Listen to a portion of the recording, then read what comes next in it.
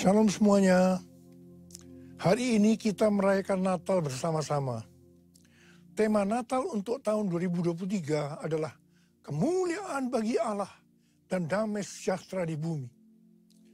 Pada waktu Tuhan Yesus lahir ke dalam dunia ini, ada dua kelompok orang yang datang kepada Tuhan Yesus untuk menyembah Dia. Kelompok pertama yaitu para gembala yang mewakili orang-orang sederhana, baik secara ekonomi maupun kepandaian. Mereka juga adalah orang-orang Yahudi. Kelompok kedua adalah orang-orang Majus dari timur yang mewakili orang-orang yang bukan Yahudi dan orang-orang yang kaya dan pandai.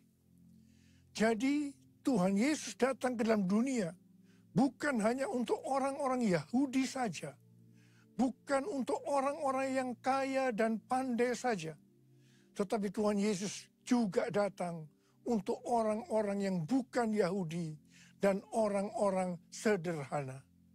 Tuhan Yesus datang untuk semua orang. Sesuai dengan yang tertulis dalam Lukas 2 ayat 8 sampai dengan 12. Ketika para gembala sedang menjaga ternaknya, mereka dikunjungi seorang malaikat untuk menyampaikan pesan surgawi kepada mereka. Kata malaikat itu kepada mereka, "Jangan takut, sebab sesungguhnya aku memberitakan kepadamu kesukaan besar untuk segala bangsa. Hari ini telah lahir bagimu juru selamat, yaitu Mesias Tuhan di kota Daud. Inilah tandanya bagimu. Kamu akan menjumpai seorang bayi yang dibedung dan terbaring di dalam palungan." Tuhan Yesus datang ke dalam dunia ini sebagai juru selamat bagi umat manusia. Alkitab berkata, semua orang telah berbuat dosa. Semua orang telah berbuat dosa dan telah kehilangan kemuliaan Allah. Upah dosa adalah maut, mati, tempatnya di neraka. Tuhan Yesus datang ke dalam dunia untuk menyelamatkan manusia dari hukuman kekal itu. Yohanes 3 ayat 16 berkata, "Karena begitu besar kasih Allah akan dunia ini, sehingga Ia telah mengaruniakan anaknya yang tunggal, supaya setiap orang yang percaya kepadanya tidak binasa, melainkan beroleh hidup yang kekal." Saya mengajak kita semua agar percaya dan mengenal Tuhan Yesus, supaya kita mendapatkan hidup kekal selama-lamanya. Haleluya! Setelah malaikat menyampaikan kabar sukacita itu, maka bersama dengan malaikat itu, sejumlah besar bala tentara surga yang memuji Allah. Katanya, "Kemuliaan bagi Allah di tempat yang maha tinggi, dan damai sejahtera di bumi di antara manusia yang berkenan kepadanya."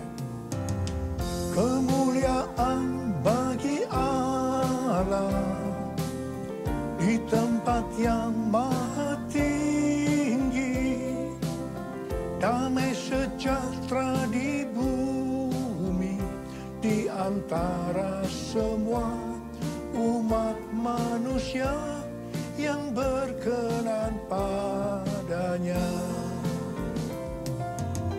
Kemuliaan bagi Allah di tempat yang maha tinggi, damai sejahtera di bumi di antara semua umat manusia yang berkenan padanya.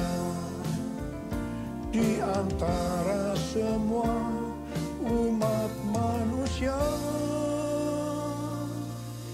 yang berkenan padanya.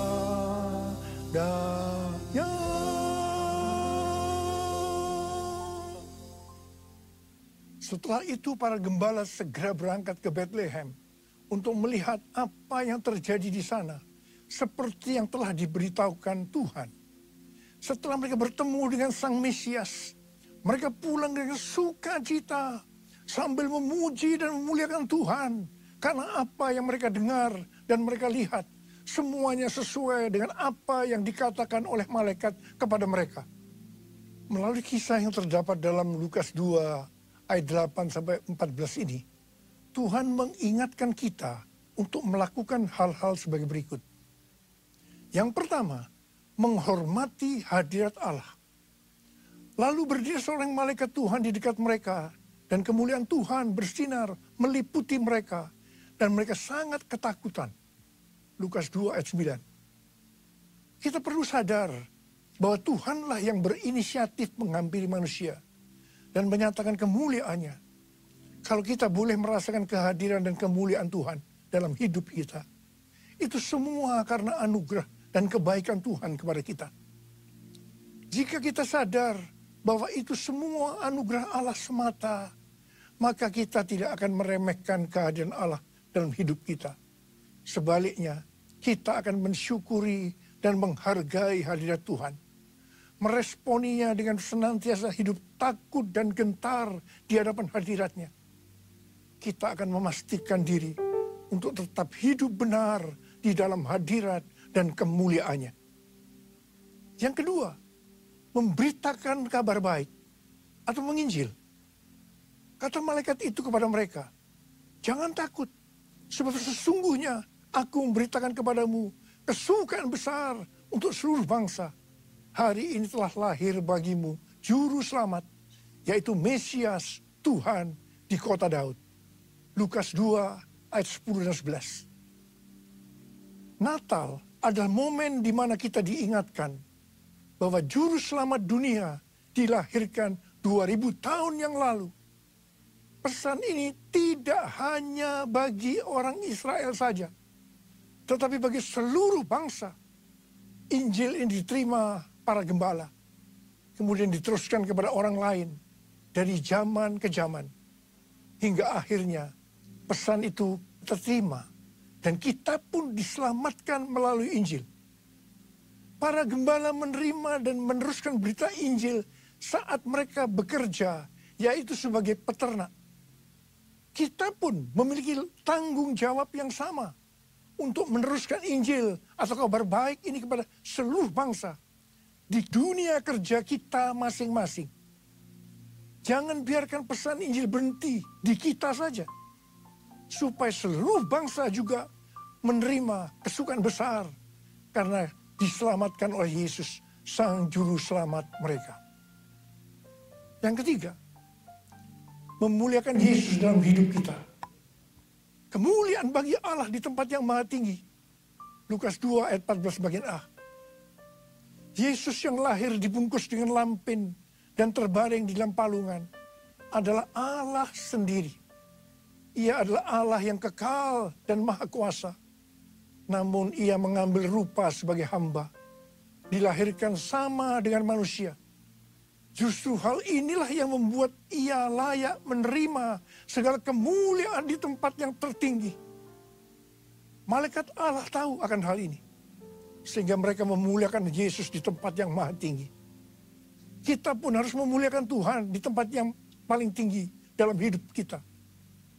Kemuliaan nama Yesus harus menjadi pertimbangan dalam setiap pengambilan keputusan di dalam hidup kita.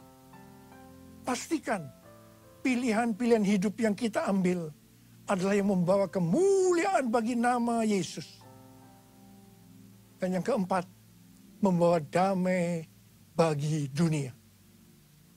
Dan damai sejahtera di bumi. Lukas 2 ayat 14b.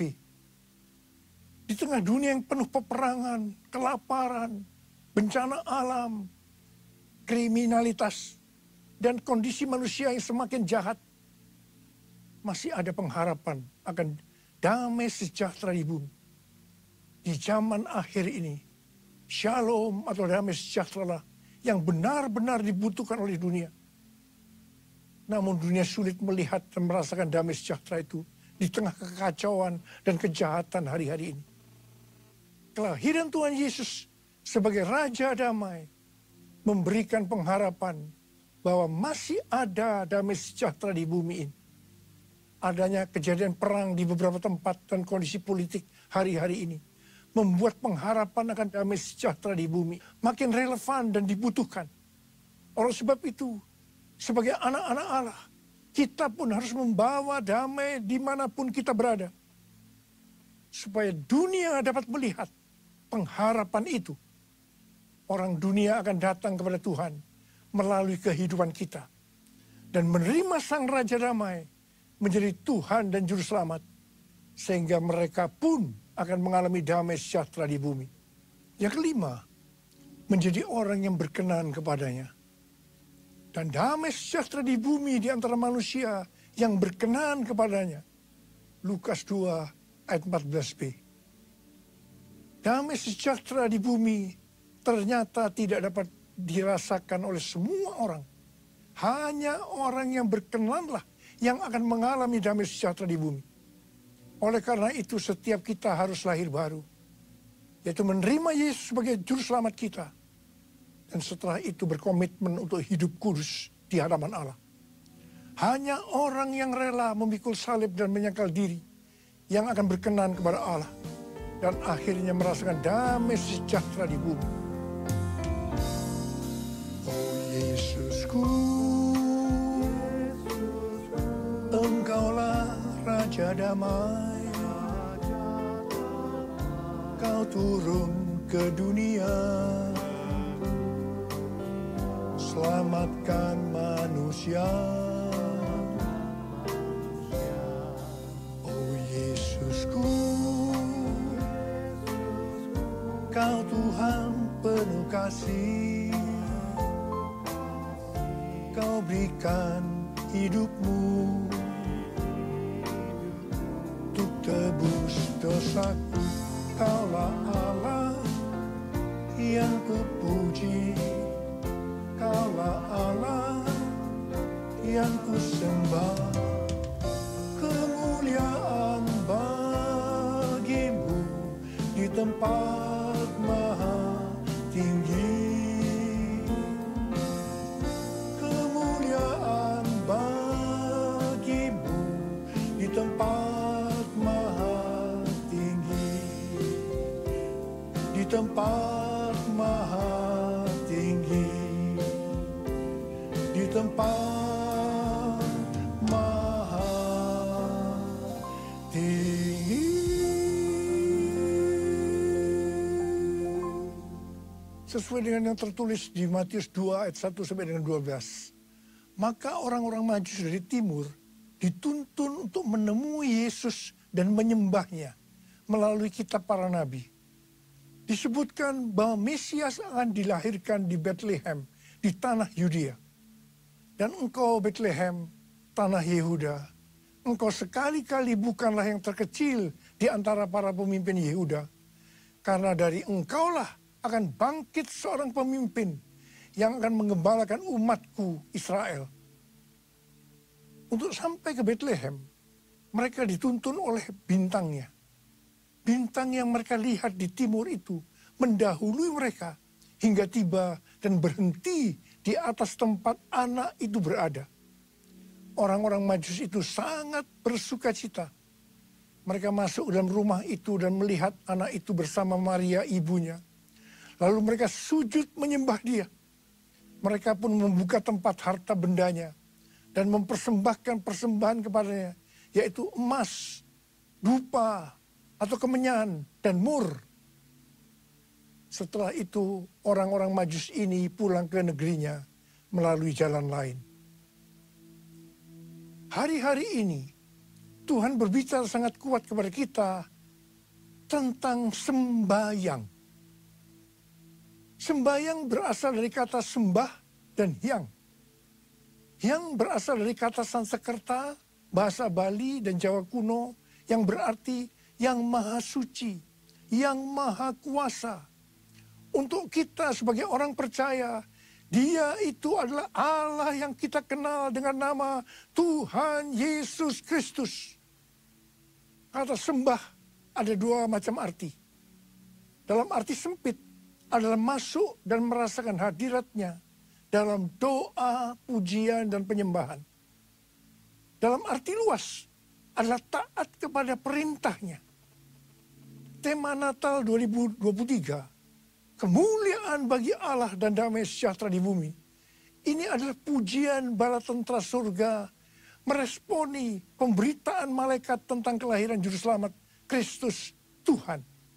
Dengan kata lain, bala tentara surga ini melakukan sembahyang.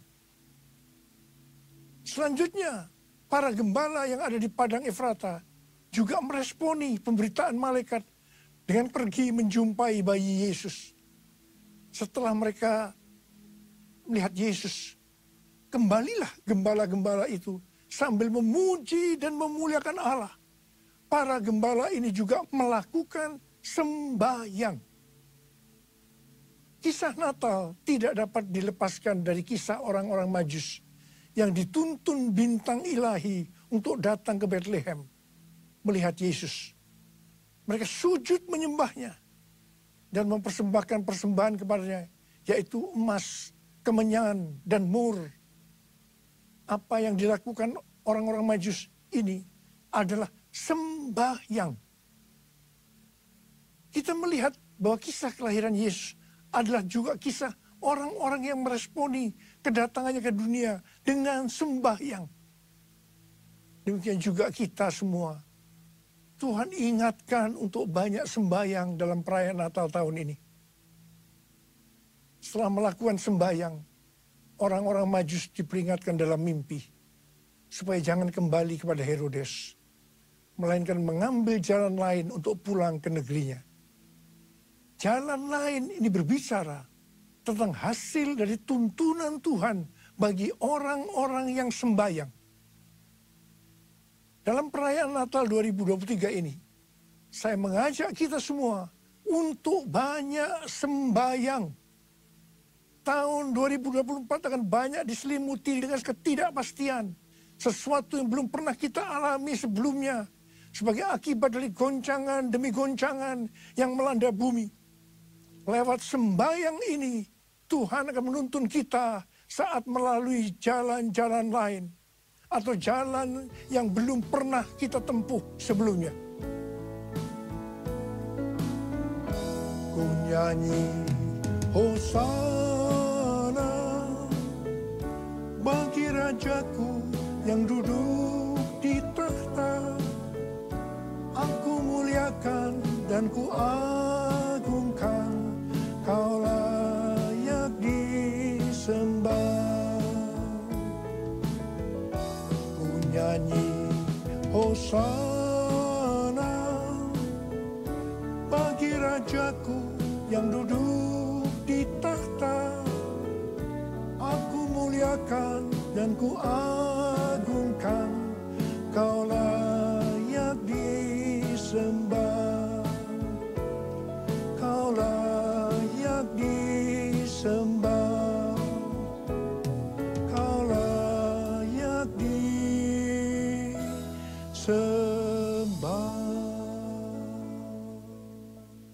Pada tanggal 23 Oktober yang lalu, diadakan perayaan 40 tahun Asia Evangelical Alliance di SICC Tower. Pada kesempatan itu, saya berbicara tentang Pentakosta ketiga. Lewat acara ini, dihasilkan komitmen untuk melakukan segala upaya dalam menuntaskan amanat agung di Asia dan sekitarnya. Terutama dalam 10 tahun ke depan. Sampai dengan tahun 2033. Haleluya! Acara ini mengambil tema, jalan itu belum pernah kamu lalui dahulu. Dari Yosua 3 ayat 4. Ini adalah bagian dari kisah perjalanan bangsa Israel ke tanah perjanjian yang dipimpin oleh Yosua. Dalam menempuh perjalanan ke tanah perjanjian, mereka harus melalui jalan yang belum pernah dilalui sebelumnya. Karena itu mereka diperintahkan untuk mengikuti tabut. Sama halnya dengan gereja Tuhan hari-hari ini. Semua memiliki goal untuk menyelesaikan amanat agung pada tahun 2033. Untuk sampai ke sana harus lewat jalan-jalan baru yang mungkin belum pernah dilalui sebelumnya. Itulah Pentakosta yang ketiga. Bangsa Israel harus mengikuti tabut dengan jarak 2000 hasta.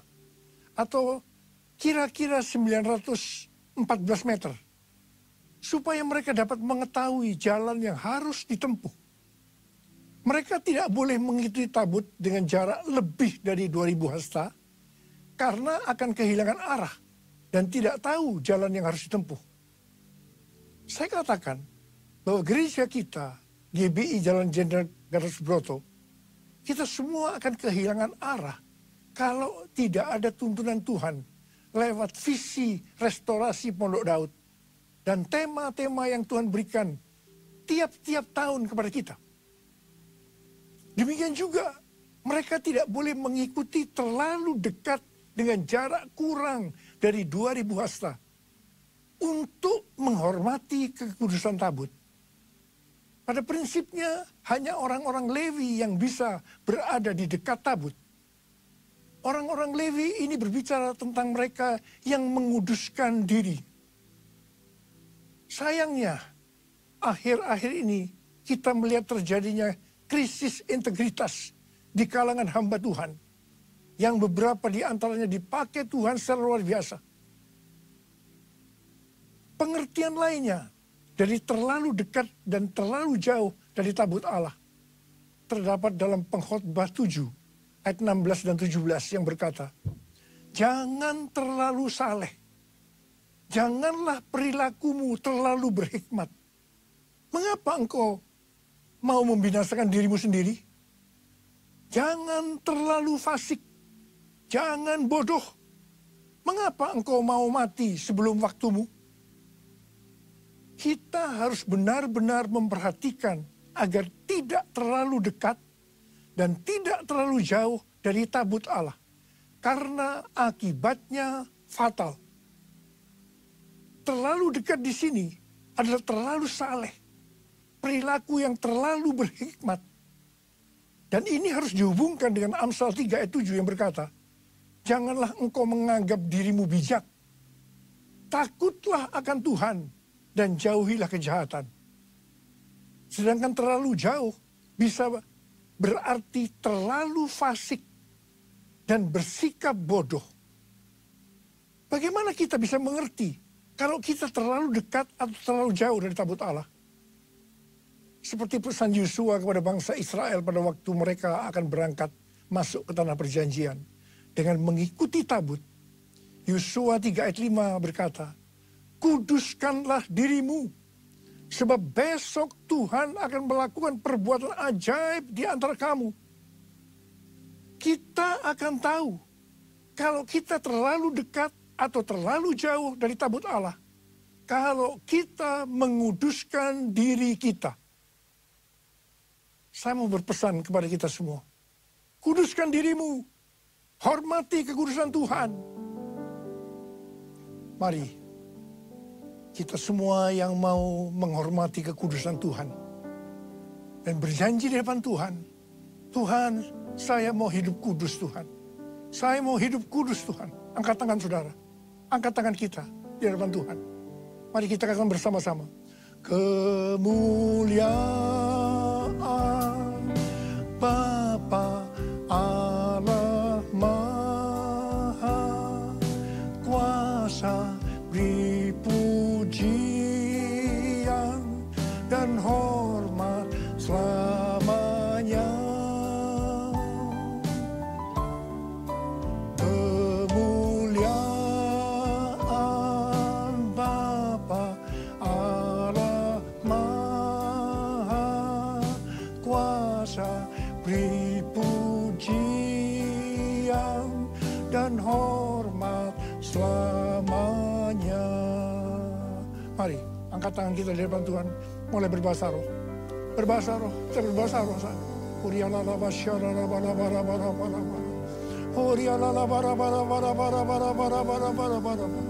Oh ya Tuhan, ya Tuhan, ya Tuhan. Oh rana makana maya rana maya rana. Bapa ya Bapa, urapi kami semua, urapi anak-anak-Mu Tuhan.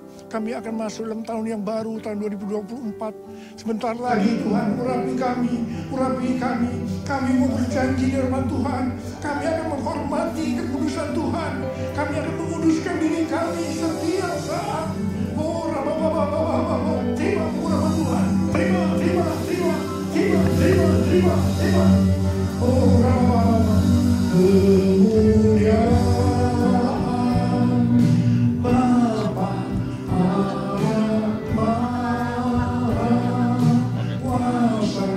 Dipuji